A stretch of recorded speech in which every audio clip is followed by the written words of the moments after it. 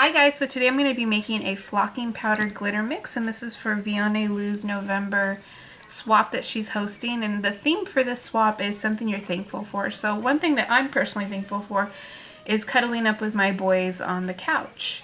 There's a specific blanket that we usually use, it's a fleece one, so that's why I'm doing this flocking powder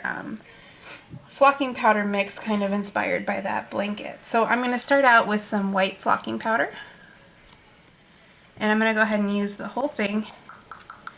Now, depending on your flocking powder, you may need to take the time to kind of break it apart. This one isn't too bad. You can see it's a little bit chunky, but by the time you start putting in the glitters, it'll start breaking itself apart. So I'm just giving that a quick stir to kind of get it started. So the next element that I'm going to be putting in there is some fine iridescent glitter. And I'm going to be using these two tubes. I don't know what the measurements are, but these are from Recollections, and they come in a set with a bunch of different ones. So I'm going to go ahead and pop that open and add that.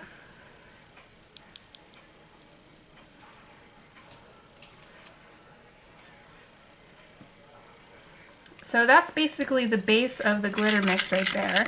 And now we're just going to add some things.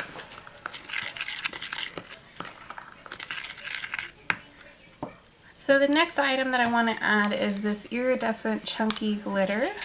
And these are just regular glitter dots. This one's from Creatology. And it's just called iridescent, I guess.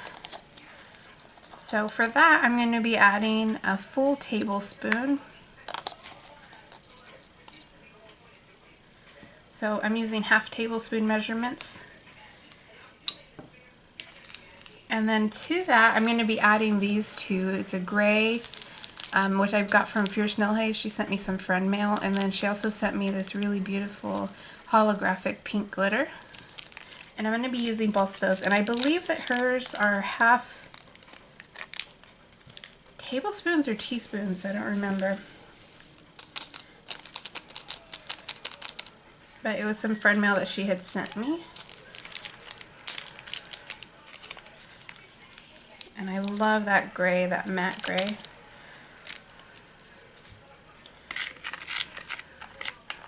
So I'm going to go ahead and stir that and kind of see where I'm at.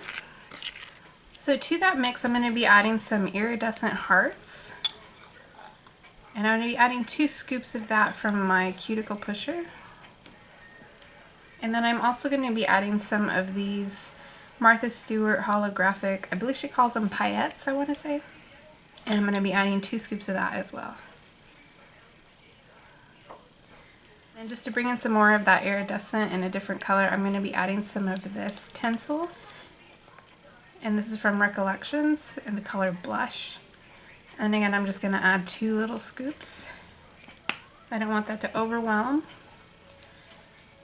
And then I have some of this pink iridescent glitter dots from Creatology. I'm going to also be adding that.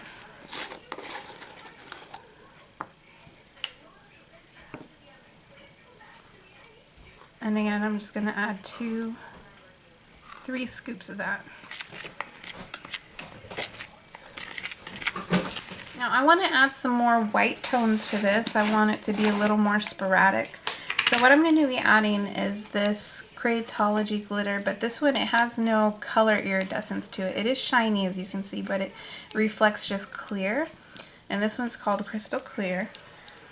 I'm going to be adding 3 half tablespoon scoops to that. And that's just to give it kind of a floating effect.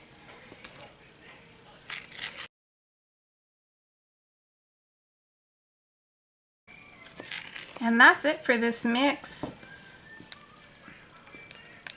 Let me bring in my light so you guys can see it a little better. So you can see it just has those different colors suspended in there, and you can see the matte gray kind of peeking through. And then that flocking powder just kind of gives it a neat texture.